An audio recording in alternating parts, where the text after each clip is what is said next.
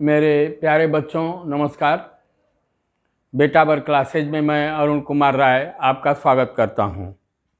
आज हम लोगों को आपकी पाठ्य पुस्तिका का चैप्टर 5 कल ही हम लोग ख़त्म कर लिए थे, अगले क्लास में ही। आज जो है उसकी समरी है, समरी 5-10 मिनट में उसको हम लोग ख़त्म कर लेंगे। क्या इसमें हम लोग पढ़े, तो पहली बात तो यह कि हम लोग रेखाखंडों के विषय में पढ़े। किसके विषय में पढ़े? रेखाखंड। रेखाखंड के विषय में हम लोग पढ़े। रेखाखंड दो बिंदुओं के बीच की दूरी, जब इनको मिलाया जाता है तो यदि इसको हम लोग और बढ़ाते हैं तो जहाँ तक बढ़ाएंगे उसको नाम दे करके, मतलब दो बिंदुओं के बीच की दूरी, सामान्य ढंग से इसको समझे। दो बिंदुओं के बीच की सरल रेखा। सरल रेखा वह सरल रेखा जो दो बिंदुओं को मिलाती है, उन दोनों के बीच की दूरी होती है। यह जैसे मान लीजिए ए है और ये बी है। ये यदि पूछा जाएगा कि रेखाखंड ए बी के ऊपर जब लाइन ऐसे डाल देंगे तो ये क्या हो जाएगा? हम लोग रेखा कहेंगे। रेखाखंड ए बी की दूरी क्या है, तो हम लोग इसको पढ़ करके नाप करके इसको बता देंगे। यदि इसको एक्सटेंड किया जाता है, मतलब इसको यहाँ तक बढ़ाया जाता है, इसको यहाँ तक बढ़ाया जाता है, तो यह इसकी बढ़ाई गई दूरी होती है। एक्सटेंडेड इसकी क्या कहते हैं, लेंथ होती है। मान लीजिए इसको A1 तक बढ़ाया गया और इसको B1 तक बढ़ाया गया, तो अब A1 और B1 के बीच की दूरी क्या होगी, इसको नाप करके जो इसके बीच की दूरी होगी उसको नाप करके हम लोग बता देंगे। फिर हम लोग आगे पढ़े घड़ी। घड़ी की सुई। घड़ी की सुई से हम लोग कोण बनाना सीखे। क्या सीखे? घड़ी की सुई से कोण बनाना। जैसे ठीक, यह मैंने गोला बनाया, एक घड़ी है, यह 12 है, यह 6 है, यह 3 है और ये 9 है। तो और ये घड़ी की सुई यहाँ। घड़ी की सुई यदि चाहे क्लॉकवाइज का मतलब क्या है? घड़ी की सुई हम लोगों की ऐसे चलती है, ठीक, चाहे क्लॉकवाइज चाहे एंटी क्लॉकवाइज, घड़ी के विपरीत सुई की दिशा में। तो यदि यह पूरा 12 से शुरू करके और क्रमशः 12 पर आ जाती है तो घड़ी की सुई हमारी 360 अंश का कोण बनाती है, 4 समकोण का। तो अब यह जो है हमारा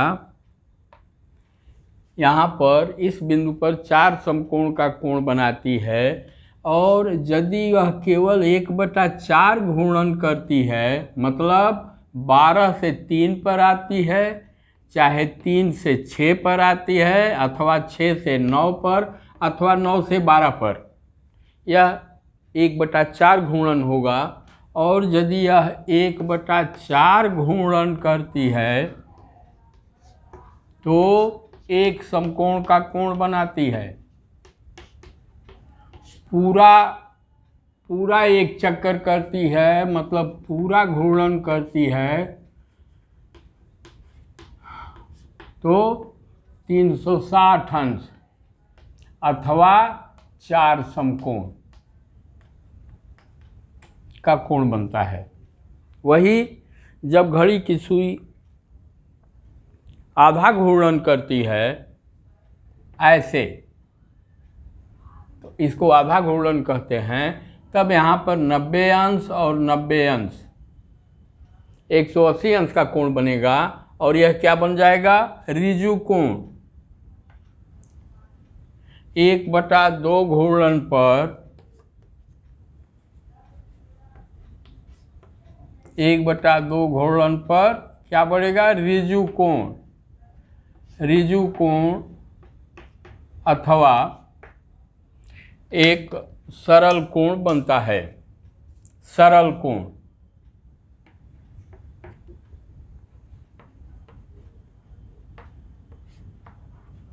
सरल कोण बनता है। ठीक। और अब अंशों के आधार पर कोणों का वर्गीकरण किया गया है। अंशों के आधार पर जो कोण 90 अंश से कम का होता है, जो कोण 90 अंश से कम का होता है उसको न्यून कोण, जो 90 अंश का होता है उसको समकोण, जो समकोण से एक समकोण से अधिक और ऋजु कोण से अथवा 2 समकोण से कम अथवा 180 अंश से कोण अथवा एक ऋजु कोण अथवा सरल कोण से कम होता है उसको अधिक कोण कहते हैं। और जो अच्छा एक चीज़ और, यह जब एक पूरा घूर्णन करती है, जैसे यहाँ से ऐसे चल करके पूरी सुई और जब फिर 12 पर पहुँच जाती है, मतलब एक घूर्णन इसका पूरा हो जाता है। एक घूर्णन जब पूरा हो जाता है तो यह 360 अंश का कोण बनाती है। इसको हम लोग संपूर्ण कोण भी कहते हैं। क्या कहते हैं? संपूर्ण कोण। मतलब ऐसे, यह संपूर्ण कोण है। तो यदि घड़ी की सुई ऋजु कोण से अधिक पर आती है और संपूर्ण कोण से कम रहती है तो उसको हम लोग प्रतिवर्ती कोण कहते हैं। क्या कहते हैं? प्रतिवर्ती कोण। प्रतिवर्ती कोण कहते हैं। ठीक। फिर आगे हम लोग पढ़े त्रिभुज। यह कोण के विषय में, हाँ, 90 अंश से कम के कोण को न्यून कोण, 90 अंश के कोण को समकोण, 90 अंश से अधिक किंतु ऋजु कोण से कम उसको अधिक कोण, 180 अंश के कोण को हम लोग क्या कहते हैं? ऋजु कोण, सरल कोण ये कहते हैं। लेकिन 180 अंश से अधिक अथवा 2 समकोण से अधिक किंतु संपूर्ण कोण से कम कोण को हम लोग प्रतिवर्ती कोण कहते हैं। अब इसके बाद हम लोगों ने इसमें पढ़ा त्रिभुज। इसके बाद हम लोगों ने इसमें पढ़ा त्रिभुज। तीन सरल रेखाओं से घिरे हुए वक्र को क्या कहते हैं? हम लोग त्रिभुज कहते हैं। 3 सरल वक्र रेखाओं से घिरे हुए क्षेत्र को हम लोग त्रिभुज कहते हैं। और त्रिभुजों का वर्गीकरण कोण के आधार पर और भुजाओं के आधार पर किया जाता है। जिस त्रिभुज के तीनों अंतःकोण न्यून कोण होते हैं उसको हम लोग कहते हैं न्यून कोण त्रिभुज। क्या कहते हैं? न्यून कोण त्रिभुज।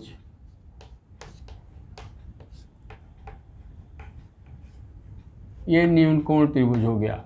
फिर जिस त्रिभुज का, अच्छा एक चीज और, त्रिभुज के तीनों कोणों का योग अंतःकोण, इसको अंतःकोण कहते हैं।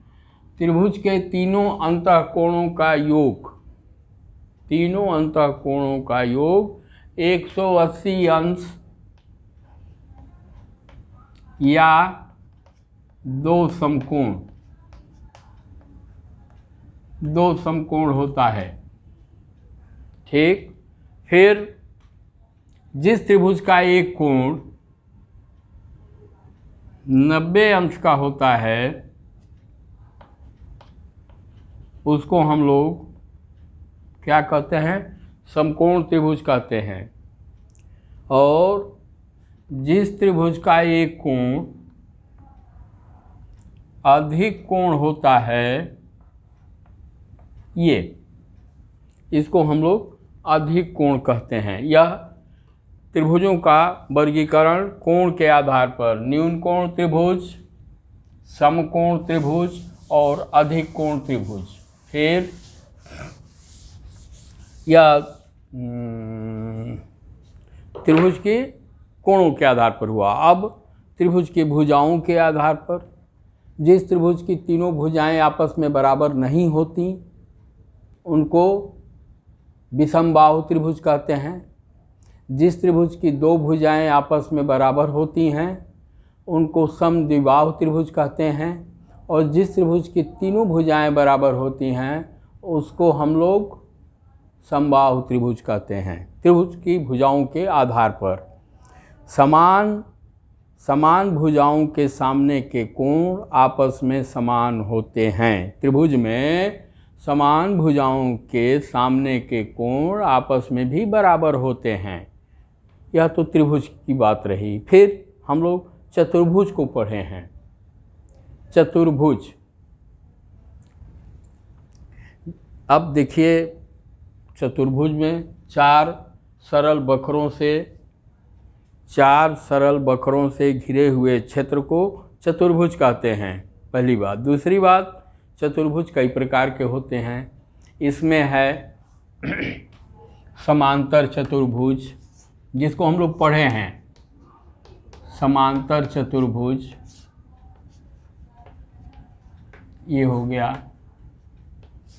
फिर दूसरा है समचतुर्भुज,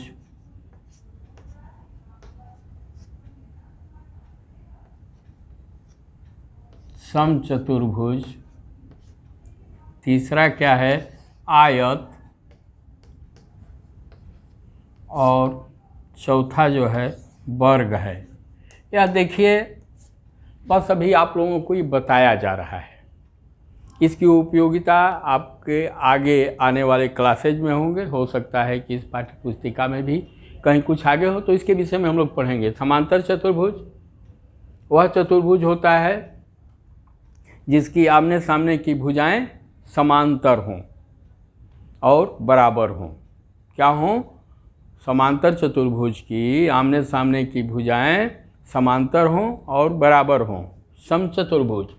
समचतुर्भुज में है जिसकी चारों भुजाएं आपस में बराबर हों और समांतर हों, वह समचतुर्भुज है। आयत, यह देखिए समचतुर्भुज में और समांतर चतुर्भुज में हम लोगों का ऐसा भी हो सकता है कि यह ऐसे बन जाए। ठीक, यह समांतर चतुर्भुज, इसके समांतर या इसके समांतर ये। और समचतुर्भुज में क्या है? समचतुर्भुज में चारों भुजाएं आपस में बराबर होंगी और समांतर होंगी। ये चारों भुजाएं आपस में बराबर होंगी और समांतर होंगी और कोई कोण 90 अंश का नहीं होगा। आयत में वह चार सरल रेखाओं से घिरा हुआ क्षेत्र, चार सरल वक्रों से घिरा हुआ क्षेत्र जिसके आमने सामने की भुजाएं बराबर हों और माने ये बराबर यह भुजा बराबर यह भुजा और प्रत्येक कोण 90 अंश का हो। ये हम लोगों का आयत है। ठीक, फिर वर्ग वह आयत है, चाहे चार सरल रेखाओं से घिरा हुआ वह वक्र है जिसके सभी भुजाएं आपस में बराबर होती हैं। मतलब यह बराबर यह बराबर यह बराबर यह और प्रत्येक कोण समकोण होता है। ठीक, ये हम लोगों का वर्ग हो गया। फिर बहुभुज को इसके बाद हम लोग पढ़े हैं। बहुभुज को आप त्रिभुज से ही शुरू कीजिए, त्रिभुज से ही शुरू कीजिए। जिस बहुभुज में 3 भुजाएं होती हैं उसको त्रिभुज, जिसमें 4 भुजाएं होती हैं उसको चतुर्भुज,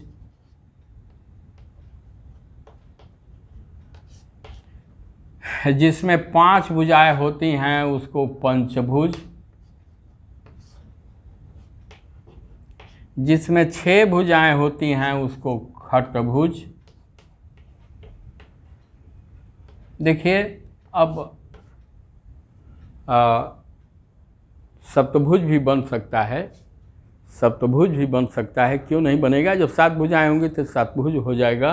और लेकिन अभी अब तक हमको हमारे जीवन में बहुत कम मिला है। कभी कभार इस ढंग से संबंधित कोई सवाल पूछा गया होगा, नहीं तो अन्यथा नहीं है। और अष्टभुज, 8 भुजाओं से घिरे हुए क्षेत्र को अष्टभुज कहते हैं। ये चतुर्भुज की बात आई। फिर एक चीज़ और हम लोग पढ़ें कि 2 सरल रेखाएं जब एक दूसरे को काटती हैं, ये बहुभुज की बात हो गई। जब 2 सरल रेखाएं एक दूसरे को काटती हैं, चाहे ऐसे काटें, चाहे ऐसे काटें, चाहे ऐसे काटें, किसी प्रकार से काटें, तो यह बिंदु जहाँ पर ये दोनों रेखाएं मिलती हैं, काटती हैं एक दूसरे को, इसको प्रतिच्छेद बिंदु कहते हैं। और अब तो मैं उम्मीद करता हूँ कि इसमें और हम लोग कुछ आगे नहीं पढ़े हैं, फिर देखा जाएगा यदि कुछ पढ़ने के लिए आएगा तो इस प्रकार से यह चैप्टर हम लोगों का आज ख़त्म हुआ। यदि आप लोगों को अच्छा लगा हो तो इसे आप लोग लाइक करें, शेयर करें एवं सब्सक्राइब करें। धन्यवाद।